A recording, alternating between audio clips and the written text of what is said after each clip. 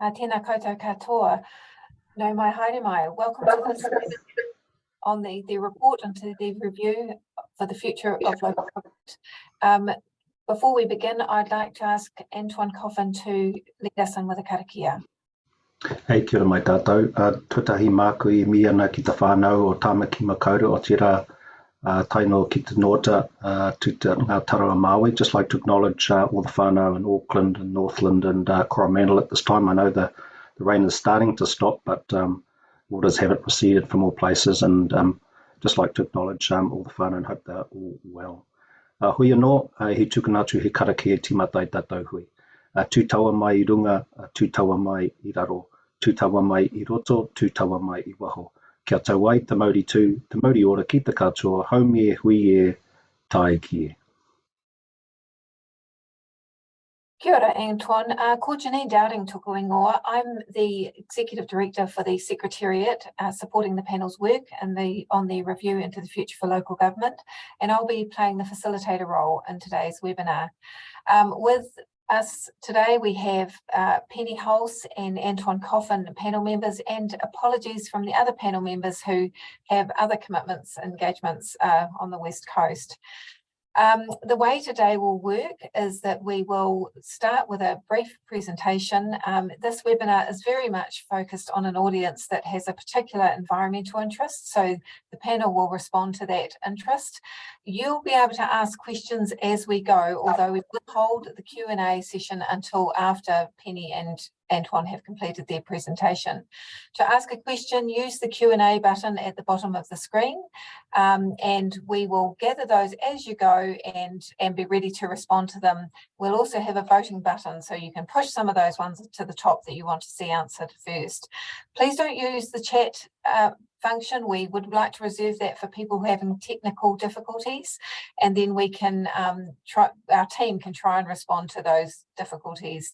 And the final point to make is that we are recording this session. So with that, we'll launch into our presentation. Wait for the team to load us up. Okay, so I briefly mentioned the panel members, and you would have seen the briefly saw that screen. We'll come back to it. The review into the future for local government was a call by the local government sector to the minister who then commissioned this independent review. It follows a series of impacts that local government were feeling from a number of reforms, most notably resource management reforms and Three Waters, and a call for consideration of the future of local government before such changes were undertaken. Next slide, please. As I mentioned, our lovely panel, a incredibly diverse panel with a rich experience and depth of thinking, adding enormous value to this review, very, very committed to it, and very passionate about local government with a very strong belief in local government. So a pleasure to work with this panel. Next slide, please. This is our timeline, and we have released the draft report, He matawhānui, He whāriki, on October last year, and that is what we are talking about today. The submissions for this report will close at the end of February, and we're very, very keen to see as many submissions as possible. So delighted that we have such a good audience on this webinar today and the other webinars that we've held. Next slide, please. The panel have an absolute commitment to engaging, and I'm hoping that many people on this webinar will have experienced that firsthand. They've heard from literally thousands of people, and they are very committed to having those voices come through in both their thinking and in their final report.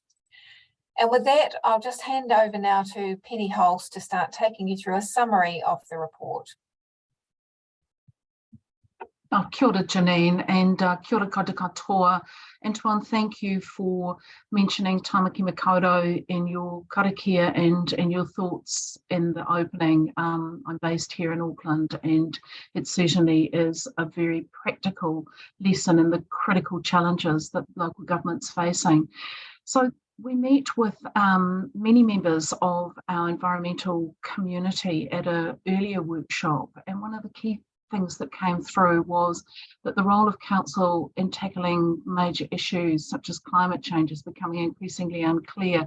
We traversed the issue of the central local government relationship and how sometimes this gets confusing, and also we are facing huge funding constraints as we undertake these complex roles, and we rely very clearly as local government on delegated authority, often from central government, and on many occasions, and particularly when it relates to the environment, biodiversity, biosecurity, and those issues, without often clarity from central government about what they expect. So we've heard from our environmental activists and our environmental community and our environmental operators that we really need to pick up this mahi in our report. Kia ora team, if we can have the next slide.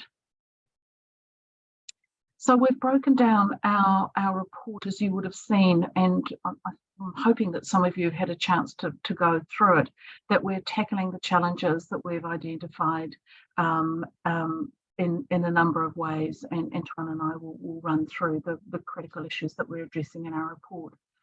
The most important one, or starting off the bigger picture, which is that this is a once in a lifetime opportunity for us to tackle this issue of how to make local government fit for the future.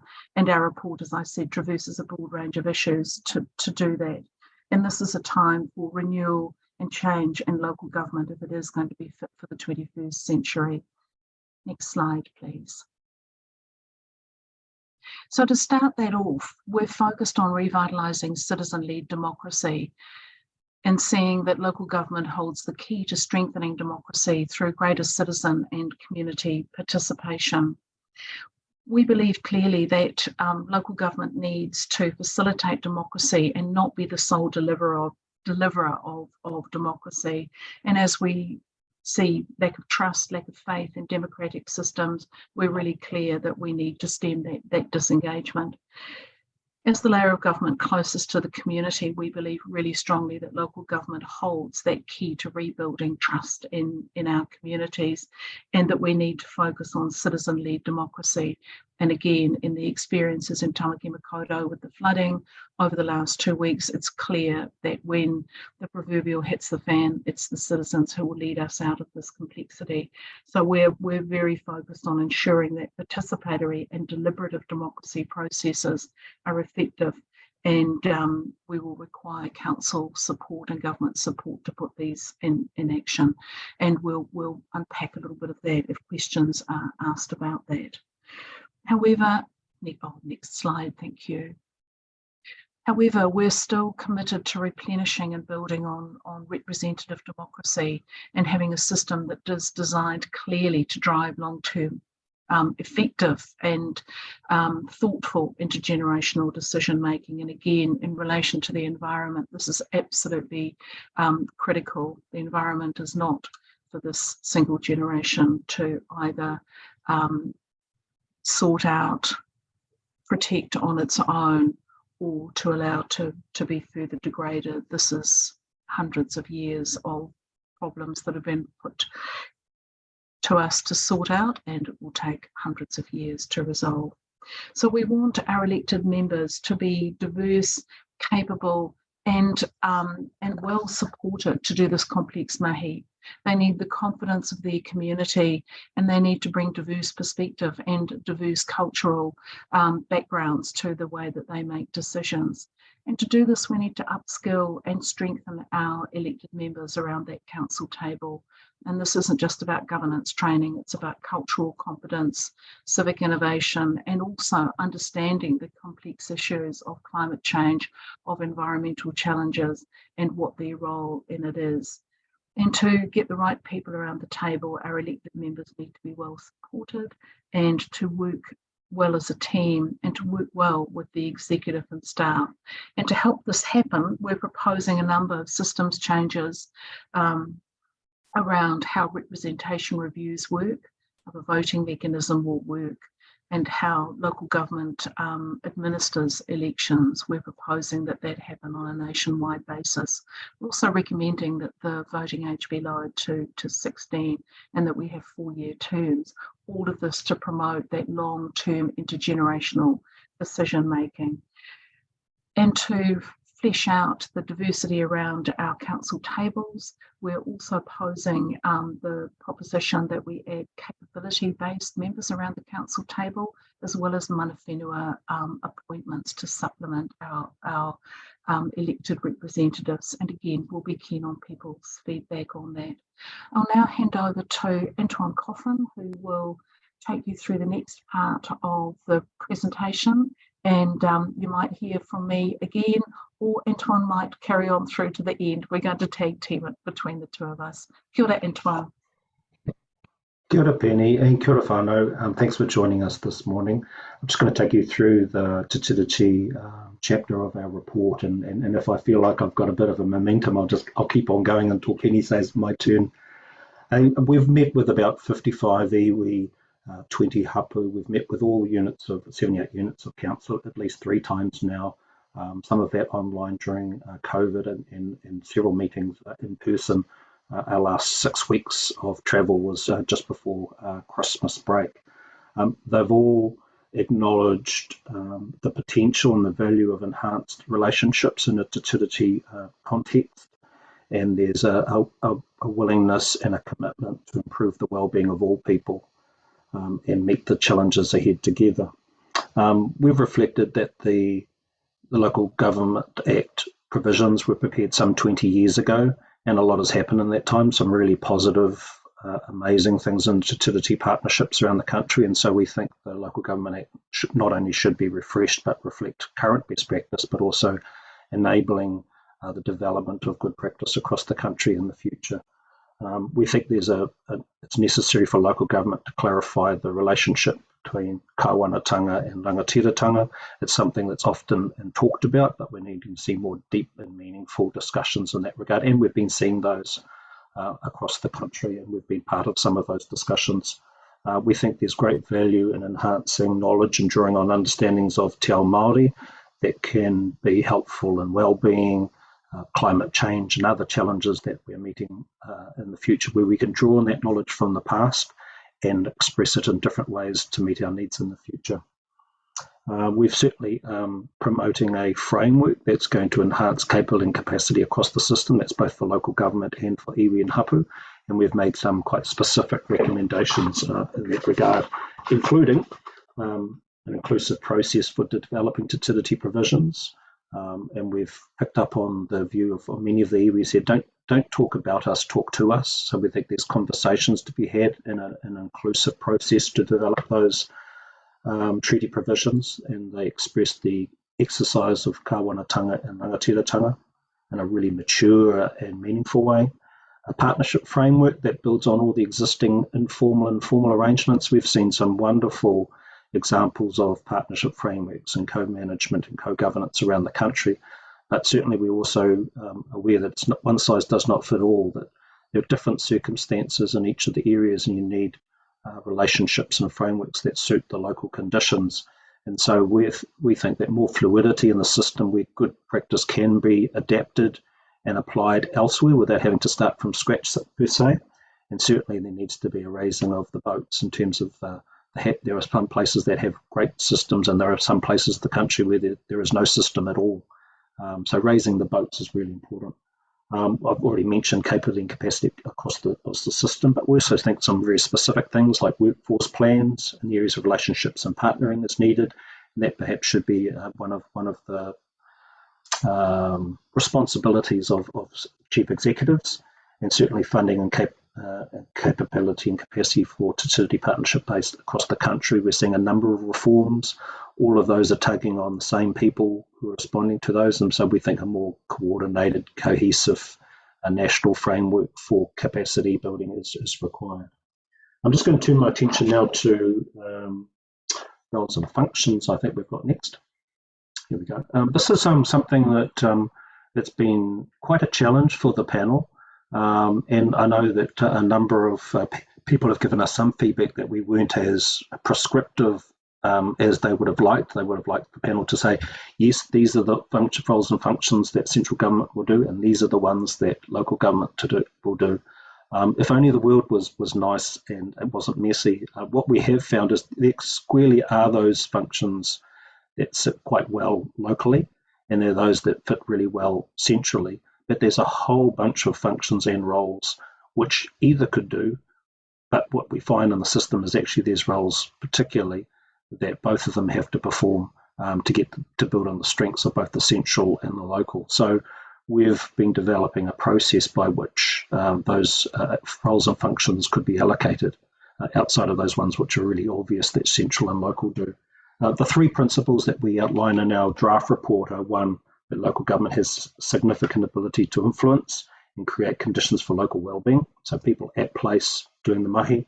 Subsidiarity is at the heart, and what we mean that is that local delivery should always be considered first, and also decision making needs to be done by those who are most affected by those decisions. So that ties to Penny's corridor about deliberative and participative democracy. Those types of tools are going to be really important.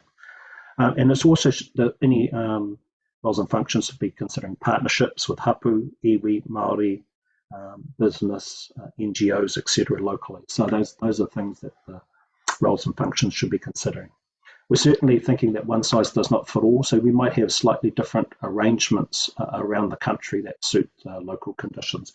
Probably not as clean cut as perhaps it is at the moment, so it would be definitely a different type of arrangement.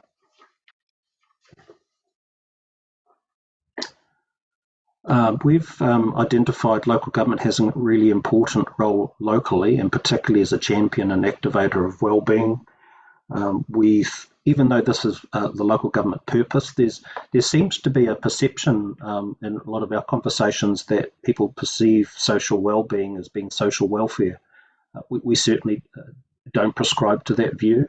We think that a revitalised wellbeing role for councils could lend itself to local government being an anchor institution and more vital in the local economy. Could be a systems leader and convener, bringing people together, connecting and advocating about local wellbeing challenges, and a place shaper and placemaker, creating spaces and places that people love and create identity and belonging. And there's lots of examples of this already occurring around the country, but we think that much more cohesive and meaningful effort in this regard is required. So there's a fantastic base to build off, but a much more focus, we think, of seeing wellbeing, seeing through a wellbeing lens in everything you do. So rather than a library being a deliverer of information, it could be a hub for all sorts of wellbeing initiatives. It could be the place where things are tested and experimented in the community before they go out into the community. Just going to turn to our central government and local government relationships. One thing we have probably had a lot of consensus around the country of is the state of the relationship between local government and central government. And we've been using probably polite words like it's poor, it's broken, it's strained, it's challenged. And we've also heard stronger words being used by representatives of central government and local government. At the end of the day, that relationship needs to work for the benefit of New Zealanders. The relationship needs to be working in a number of different ways to allow not only for resources to be applied to the places they need to, but people working together collaboratively to get the sum of all the parts rather than the individual bits. And so we've certainly been putting our mind to what a stronger relationship might look like, acknowledging that it's not in the best place it is at the moment, but it needs to be much better in the future. And so we've been working really closely with chief executives across government departments and some chief executives in local government. They're workshopping at the present time to see what might be some of the ways in which the relationship could improve, as well as we've been putting our thinking caps on in terms of looking at international examples of good practice, but also looking at some of the really good examples across New Zealand. And just to give you a feel for some of the challenges, we were down in Napier just before Christmas. We had the good folk from Hastings came up to talk to us, and they said, hey, we've been doing some great stuff in housing. It's really been working well. However, we've been wanting to do some work with rangatahi, and we've had to start the relationship from scratch. So, even though we have good practice, good relationships, it's not being able to be transitioning across the system as well as you think it should be. So each program or each idea or each effort has to start from scratch, and we think it should be starting from a stronger place than that. I'm just wondering, is it time for a tag team pass over to Penny, or shall I just keep on going? I'm happy to be tagged in. We'll just see what our next slide is. Funding and finance. Up to funding and finance. So this is obviously an issue that's raised at every webinar and every meeting that we have been at. We agree that we need new funding arrangements to meet current and future challenges at place. And it's clear that we've heard from both communities, elected members and councils that we've reached peak rates, and previous reviews have generated a mile of recommendations, and sadly very few of these have been implemented. So we're really keen that our review focuses on practical changes that can be made to the way that we view funding. Our key issue is that unfunded mandates need to cease, and there needs to be funding provisions from central government for those regulatory impacts that have national good benefit but are imposed on local government. Although this is the part of our review that can cause a lot of tension and stress and generate quite a bit of anger, it's also one of the biggest opportunities in our review to really push more joined up thinking with local government and central government working more collectively to understand the benefits and the financial benefits of that collaborative work. And I'll touch on that in the central government, local government relationship part of this. We agree that we need a new approach to funding community outcomes and priorities. And we see that if local outcomes and priorities are agreed between central government and local government, and in some cases with Hapu and iwi, that there needs to be a sustainable central government fund that's available to help reach those outcomes locally, as the entire nation will benefit by these issues delivered at place. And we're determined that the good relationship between central and local government be promoted to help retain this. We also agree, however, that retaining rates as our main source of revenue for local government is still critical, as that provides local sovereignty for decision making. But we believe that the long-term planning system needs to be streamlined and simplified, and needs to be brought into a far more community-friendly and community-focused approach. And that to address ongoing international challenges like climate change that we've talked about earlier, that we think there needs to be a substantial intergenerational climate change fund that's available for local communities and local government to tackle this complex issue. I'll do the next one, Antoine, if that suits. Okay. We'll move on to the way that local government is organised, which is the big question.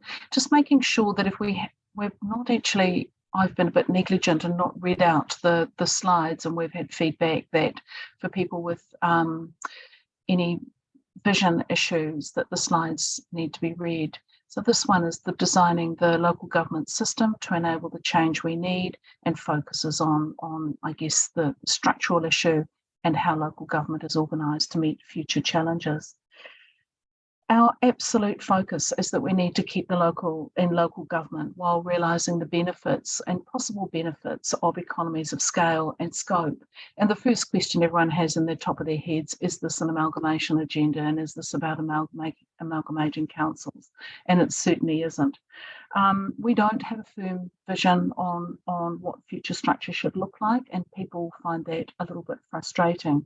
However, we've developed design principles and outcomes that are really critical, that we believe need to be present in the future system.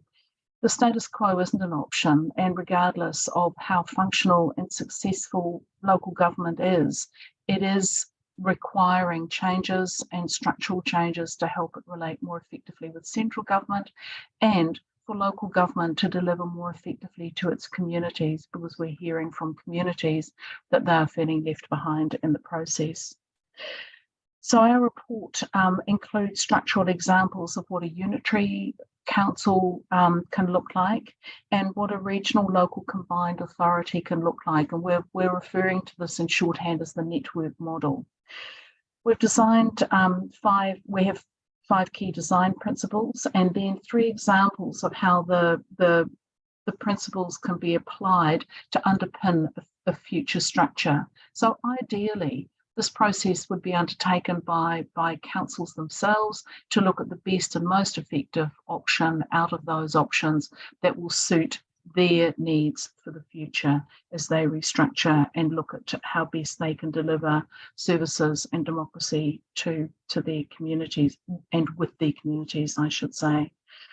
Our key principles are that decisions are made at the lowest level possible, the subsidiarity that Antoine talked about, that the system is well resourced and is viable and has the capacity to respond to the challenges ahead.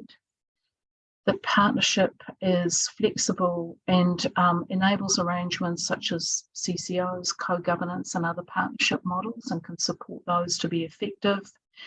And that economies of scope are realised where skills and resources need to combine, that's enabled in a way that works. So we and Jim always says this, please have a look at page 214 and onwards as we work through the models for you to have a look at in detail, and it's definitely worth looking at. So just the final issue is, before we go to questions, is we're really aware that as change takes place, we need a good system of stewardship to support local government to be the best that it can be.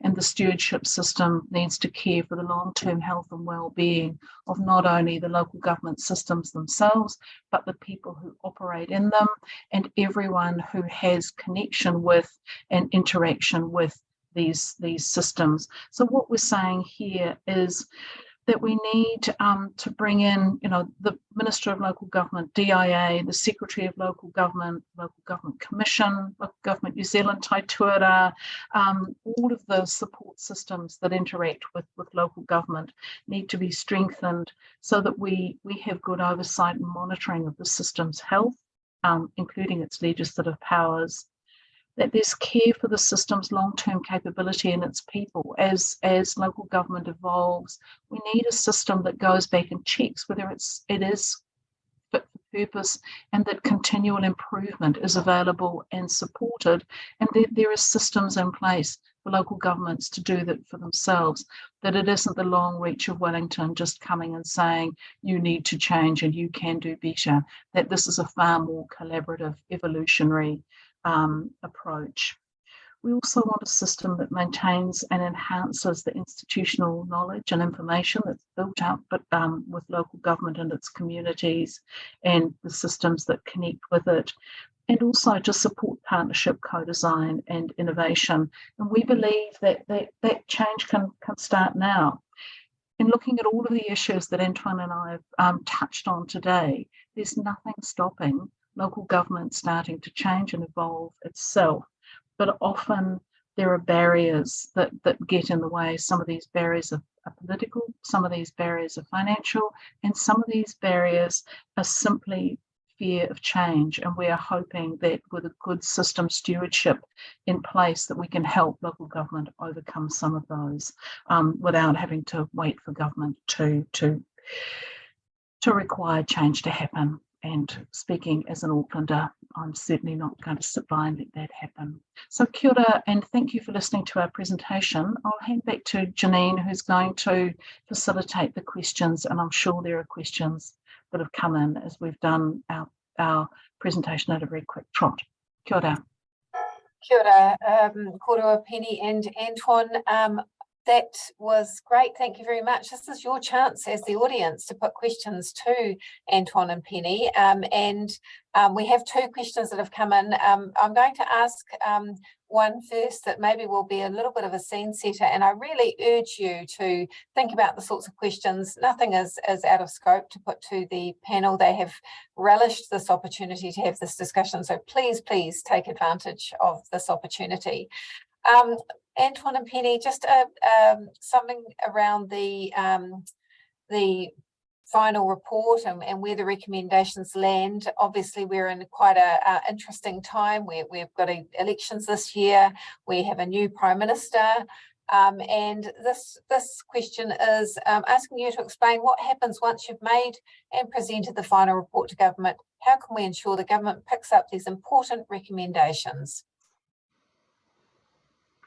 I think the direct answer to the question, thank you, is that there is an agreement between local government and Minister of Local Government, and that central government representatives and local government New Zealand representatives will form a working party and work through the recommendations and then set out what they think would be a reform or change management process. So that's specifically related to, as we understand, the process post our report. But also in the background, we've been meeting with all the political parties. It's not lost on us, there's an election in October. Our report will drop in mid-June. So we're in that election year. So we can't be naive about these things. So we've been meeting with all of the political parties. I think there's been 2 or 3 meetings so far, and then we've just recently had some portfolio changes with the current government as well. So some more meetings to come up just to inform them about these are our recommendations. This is our latest thinking.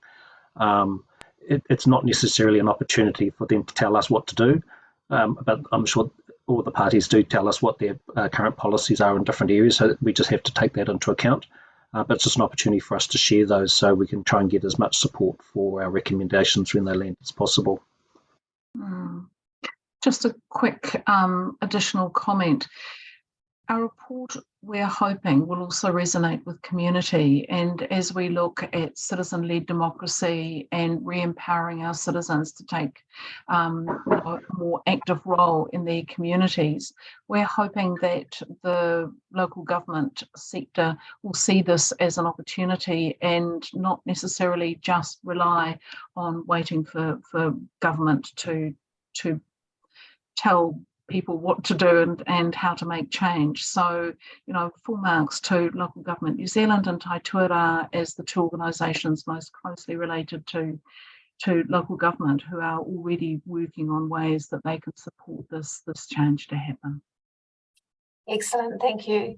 If the voting age is lowered to 16, will the panel support the mandatory delivery of civics education in secondary schools to support our young people to be well informed as they begin their interface with government? Penny. I'd unmuted because this is something I'm really passionate about. Just to say that one of our recommendations is that to improve the current system is to reduce the voting age from 18 to 16. So that's not only to vote, that's also to put your hand up to stand for council. Article 22 of the Declaration of Human Rights for the UN sets out a couple of things. One is that we should always be thinking about making democracy accessible, that's decision making. And secondly, we should be considering every opportunity for our citizens to vote as part of a democracy. And so it doesn't have an age. So we thought as part of this review, it's important to be considering not only participation in decision making, but also the voting age. And we, from the 16, 17 and 18-year-olds that we were engaged with, who were very articulate, who have probably a different worldview to the view of our generation. That was really refreshing, and we thought, what harm would this do?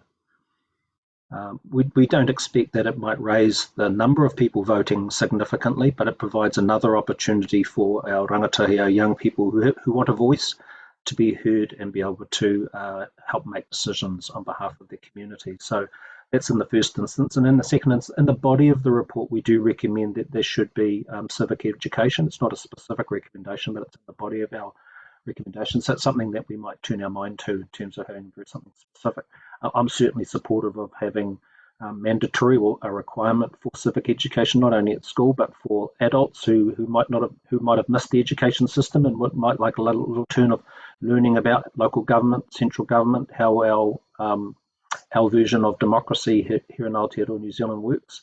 I think that would be a great opportunity. I have been told that it is currently part of the curriculum, but there's some optionality around whether it's actually taught during the year or not. So some some of our rangatahi get it and some of them don't. So I'm certainly supportive of it being mandatory in the future.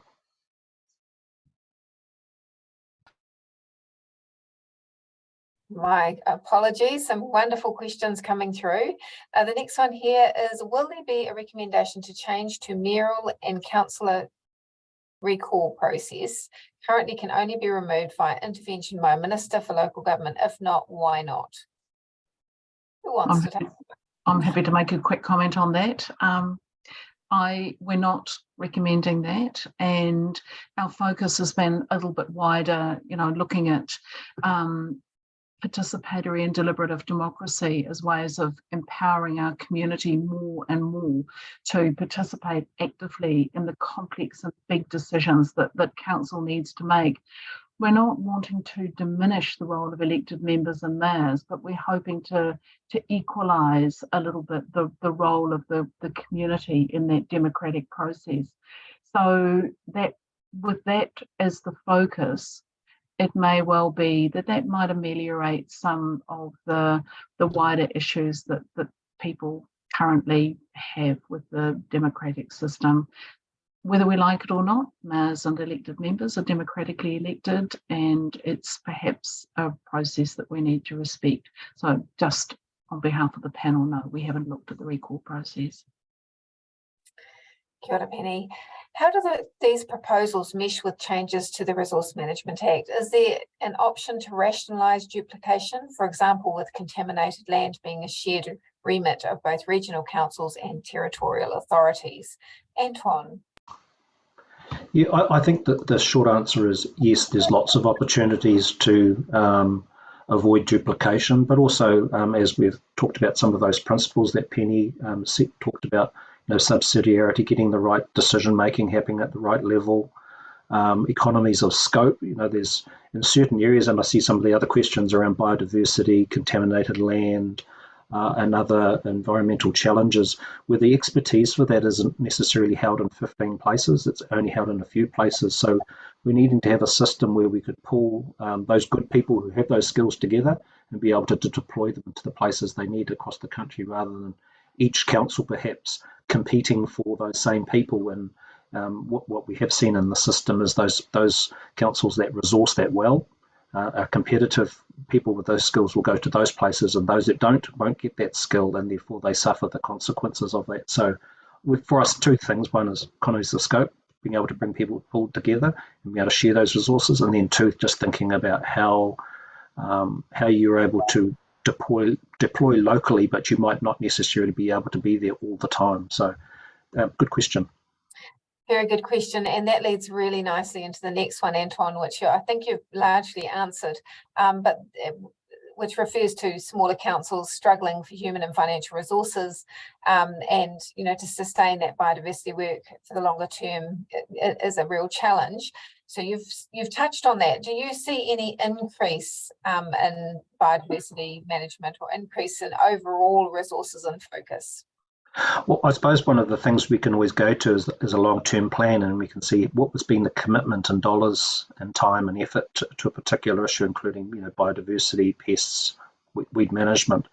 That's one place. That's at the end. But I think in terms of fundamentally the well-being of its community and the environment, if that's forefront, then there's I suppose what we're signalling is a mindset change.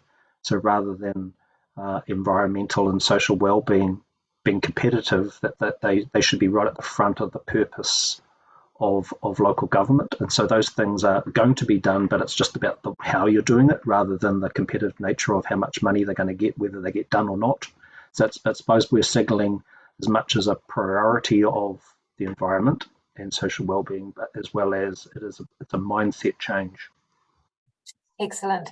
The next question is around the need to act now with change, and this person questions the massive bureaucracy in some councils dealing with climate change and environmental projects. Massive change needed in biosecurity. Many weeds are now part of the novel biodiversity. So really just that drive for change. Yeah, I'm happy to comment on that, and yes, I read the question. Kia ora, Kit, lovely to know you're watching.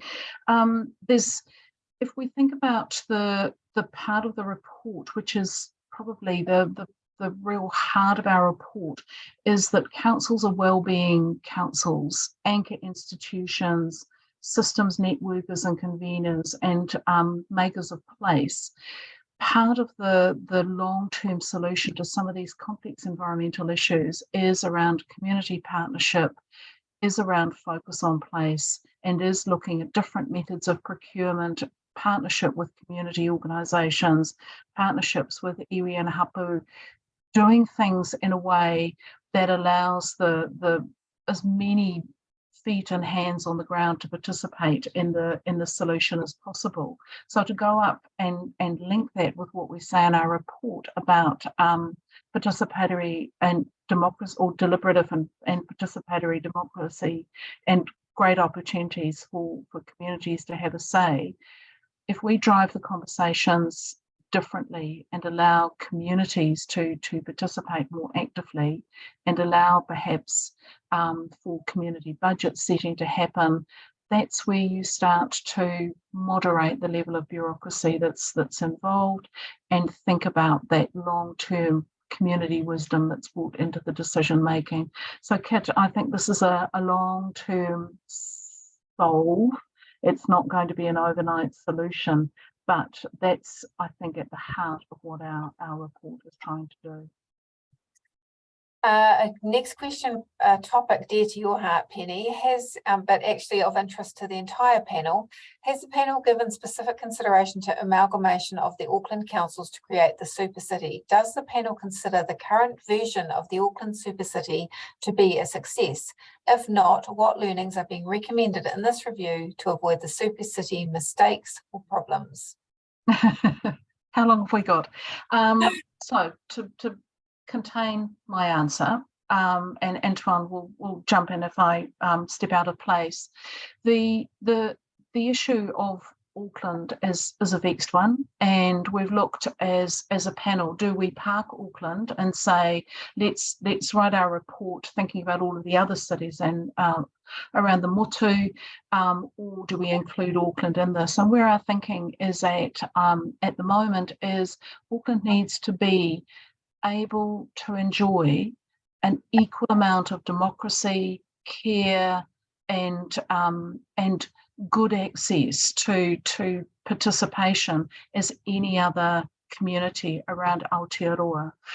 So what does that mean? That means that, my personal view is that Auckland does need to be put through the framework discussion. It does need to be part of the wider discussion of change and evolution and devolution that we're looking at in our report. And our community, we've certainly seen through the flooding, is a responsive, a diverse and a complex community in Tamaki Makaurau, and I think it probably deserves a better look. Have we learnt lessons from Auckland? We have, and we've certainly spent time talking with the local boards, the governing body and the staff of Auckland to say, if you could do things differently, what are the really good lessons that you would take? What would you replicate? And also, what would you change and do differently? And you'll see some of that threaded through our report. Kia ora. Perhaps one for you, Antoine. What role do you see local government having in managed retreat? Well, good question. We think that local government's part of the solution and not the solution. There are a number of parties that need to come to bear to be involved with managed retreat, but this is both on the adaptation side and the mitigation side. We have recommended that a intergenerational climate fund should be established, that local government's an important part of that. So it's a central government, local government, iwi, hapu, community working together. There's some of those decisions can be made quite close to where the action is, and there are others that become really, really difficult for communities to make, and they perhaps need to be made at a different level. So that's something that we've certainly think local government has an important role. Currently it does. It usually deals with the symptoms of climate change at the moment. We were talking with, we spent actually a few days down in Gisborne, and they were talking to us about the ongoing challenge of State Highway 35 being washed away every time it rains, pretty much. And there used to be 1 in 10 year, 1 in 50 year events. Now it's every year events. And so they're having to come up with new solutions. So they're leading a deliberative democracy process down there where they're working with their communities to find some long-term solutions. So we see local government having an important role as part of a number of agencies and communities working together. Excellent, thanks Antoine. The next question comes from somebody who is explaining that the current Local Government Act already provides for councils to play a role in the social, economic, environmental and cultural well-being of their communities, taking a sustainable development approach. They've said that it's pretty clear that given the current biodiversity crisis that these well-beings are out of balance. And did you have any thoughts about how local government could bring nature back into the heart of decision making? This needs direction and legislation to ensure it actually happens. We might both want to comment on that. I think, Antoine, with your vast experience, I've probably got two comments. Number one, I think that some legislative retuning is required. National policy statements and requirements from government to deal to biodiversity, to deal to biosecurity more effectively, and to fund those requirements at a local level are critical. Secondly, if the essence of our report is taken as the kind of change that will happen in local government, where the community are put more at the heart of decision making, and those big complex decisions and discussions happen more effectively, it will be easier to put nature back at the heart of decision making. At the moment, unfortunately, around council tables, it's the majority who rules, and if the majority is simply focused on keeping rates at 3%, those are the kind of decisions that are made, and everything else is put in the back seat. By bringing the community back into helping set LTPs, helping set budgets, and having those wide and complex discussions, it gives the elected members around the table a much greater, it puts some backbone in there to allow people to make those good intergenerational decisions. But I'm sure Antoine has much more wise words than I do. Oh, thanks, Penny. Those are already some wise words. Thank you. Certainly, as a panel, we've been considering, and in our interim report, which was our very first report, we talked about putting papatūānuku and people at the heart of everything that we do. That includes local government. So we were signalling a change of thinking, that in all the decisions we make, we're thinking about Mother Earth, we're thinking about the environment, we're thinking about the generations that are yet to come. And that seems to have resonated. Probably in our 258-page draft report, it probably doesn't come through as strongly as you would, because it's such a big report. But that's certainly something we'd like some feedback from environment NGOs and those people who are online with us today. If you've got ideas around the ways in which we should emphasise the environment, because we see clues to that already. We've got the resource management reforms, and we've got Te Mana o Te Wai, which is in the National Policy Statement for Fresh Water. We've got Te Oranga o Te Taiao, which is coming through in the new legislation for resource management, and other things. Those are in the purpose and principles, but we'd be really interested in the suite of things that make changes. Just because you have a purpose and principles, because we've had pretty good ones for a generation now, and we might say that we've gone backwards in the environment. So what are the types of things we need to have in the legislation, the strategy, the action plans, the interventions, the mindsets and culture changes required, the structures to deliver those, the roles and function settings in the right place, etc., etc., etc. So that's the types of things that we're turning our minds to, what might be a suite of things that improve the way in which we relate to the environment, but also the environmental outcomes that we're seeking for future generations. Because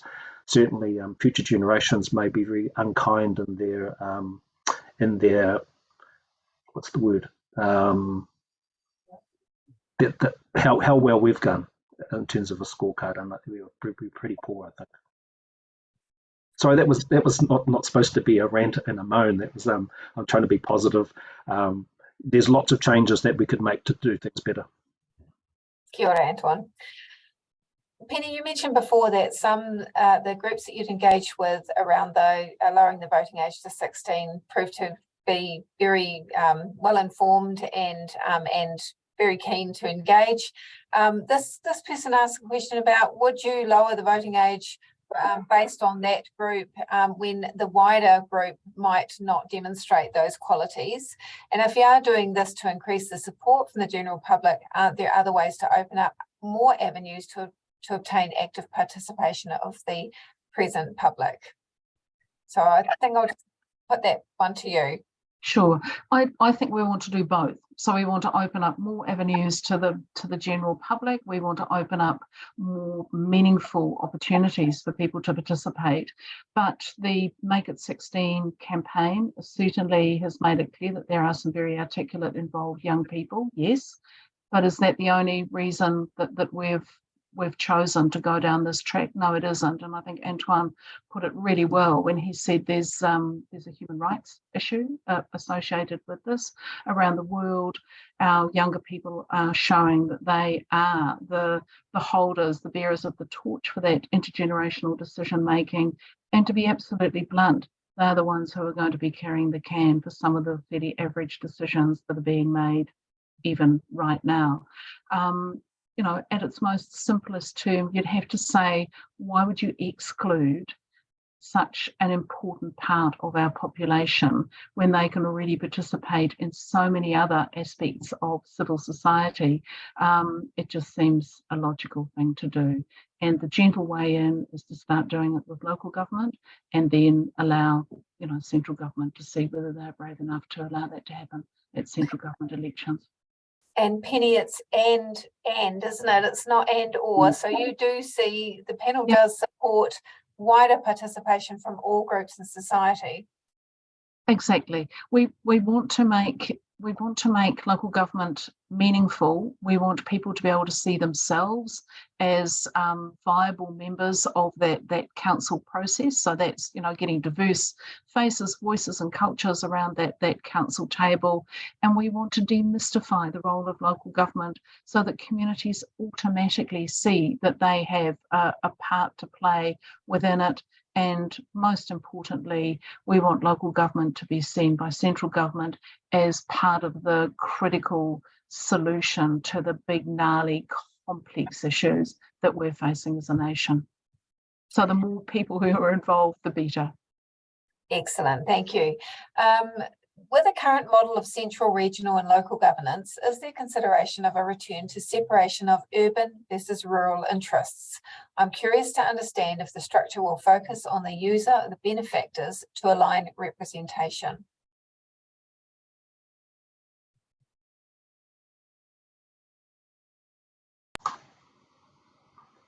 It looks like I'm muted first, Penny, so I'll answer this. I'm not sure. Sorry, my bad. I was reading the question just to make sure I had it, but I was just trying to make sure I had it right as well. I'm not sure.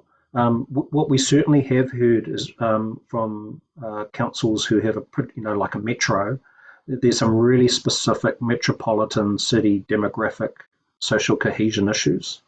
And then we've talked to a number of provincial councils, councils who have very large rural districts, and those issues and challenges they're having are quite peculiar to them. So there are different types of challenges with different priorities and weightings. And so, but I don't know if we're really saying that there's a separation between rural and urban, but we're trying to recognise that people in their local context have different challenges and different priorities.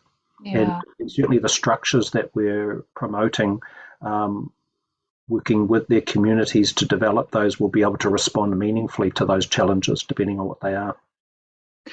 Just to support you, Antoine, it isn't something that pops easily into my mind about the rural-urban divide and whether we're thinking about these as, some sort of separate process. The reality is increasingly in more of our communities, it's both. It's an and. So, in my community of Tamaki Makaurau, we have one of the biggest rural wards in the nation, and we also have some of the most urban areas, obviously.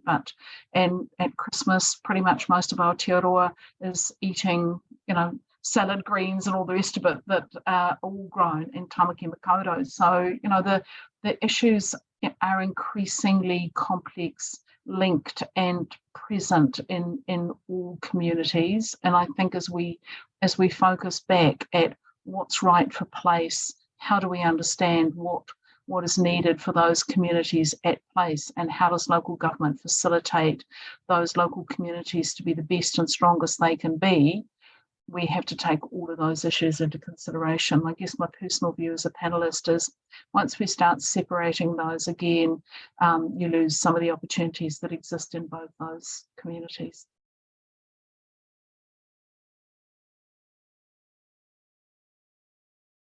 Always one who does it, isn't there? We have only 5 minutes left, so I'm going to make this the last question so that we can wind up and that you can give a due time to this question. And for those of you who have asked questions, please be assured we are going to reply to all of the attendees with the answers to the questions that haven't been answered. So you will have that opportunity. Does the panel consider there is any benefit to councils having defined priority, core duties and responsibilities so they are not compromised by focusing on all or some of the social, economic, environmental and cultural well-being of their communities, which can result in outcomes which are very diverse and at the expense of commonly perceived responsibilities, for example, roads and infrastructure? Yeah, I think this is a really good question because it kind of goes partly to the heart of the challenge that we've had, as not only as a panel but as local government. We're doubling down on your core duties and responsibilities, and that's reflected in different places in different ways. One of them, which resonates with me, was a meeting a couple of weeks ago where we had one councillor said, we just look after rates, roads and rubbish. And I was thinking, wow, what would the world look like if local government just focused on rates, roads and rubbish? And what would happen to everything else? Well, the roads might be okay, of which they're not. The rubbish might get collected, of which it doesn't very often. And then we're left to pay the bill, which is a certainty. So I think it's a good question because it goes to the heart where we think the challenges that are coming at a 21st century local government are complex. They're changing and dynamic. And so you need to be nimble, needing to be able to have different approaches to these different types of challenges that we might not have had in the past. So in an ideal world, it'd be lovely to be able to double down on your core responsibilities and duties and perform those really, really well. But the challenges that are coming at local governments, communities are very complex, so a different approach is going to be required. However, in saying that, I think there is some value in doing whatever you do really, really well, and that everyone knows what you're doing. Because if people don't know what you're doing, then you might not well have been doing it anyway. So these are some lessons for us. Penny, you might want to add something there as well. Just very briefly, because I think we've only got about 2 minutes and we need time to karakia and say goodbye.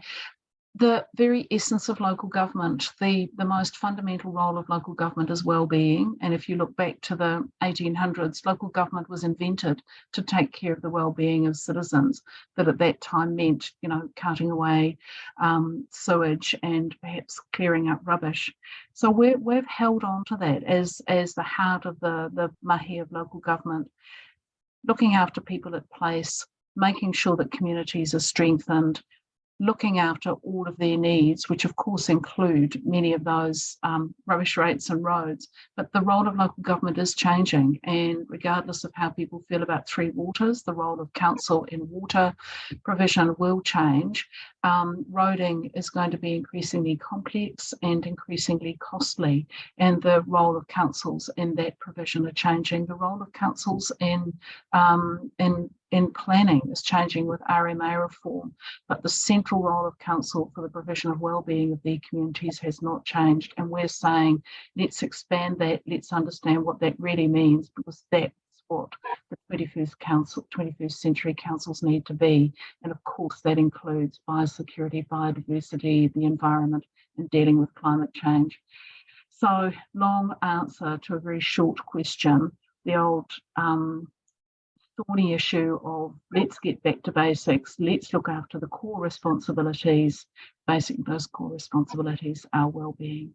So kia ora, and thank you for those of you who were here. Kia ora, Penny, an inspired note to end on. Thank you everybody for attending this webinar. We very much appreciate your interest in taking the time. We remind you that that submission period ends on the 28th of February. Please send your submissions in, and encourage others in your community to do the same. If there's one thing I hope you will have picked up in this webinar, it's the passion and commitment of our panel. I think I can safely say they've loved your questions and found them very thoughtful. And as I say, we will get to those ones we unfortunately didn't get to answer. So with that, I'll just ask Antoine to close with a karakia. Thank you, Janine, and thank you everybody for joining us this morning. Certainly the quality of the questions probably signals that the quality of the submissions is also going to be great. You don't need to submit on everything in our 258-page report, just submit on those things that are really important to you, and we are really keen to hear your views. So again, some of those questions probably articulate some of the thoughts that you have, and we'd be happy to hear more from you. It's my privilege to close us with a karakia. Nō reira e mihi kawana kia koutou, kua taitinana mai tēnei wāhanga, o tira he whakakapi a tātou hui I runga ngā kupu hei whakawātia e ngā kōrero. Unuhia ki te uru tapu nui, kia wātia, kia māma, te ngākau te tinana, I te wairua I te ara takatā. Koia rā e rongo whakire aki ki runga kia tīna, haumi e, hui e, tae ki e. Kia ora whānau.